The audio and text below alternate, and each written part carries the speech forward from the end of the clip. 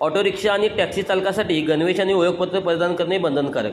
पुणे प्रादेशिक परिवहन कार्यालयाने ऑटो रिक्षा आणि टॅक्सी चालकासाठी गणवेश आणि ओळखपत्र परिधान करणे बंधनकारक केले आहे। महाराष्ट्र मोटर वाहन नियम 1989च्या नियम 21च्या पोट नियम 18 नुसार ऑटो रिक्षा आणि टॅक्सी चालकांनी व्यवसाय करताना पांढरा शर्ट, बुश शर्ट आणि खाकी पॅन्ट असा गणवेश घालणे अनिवार्य आहे।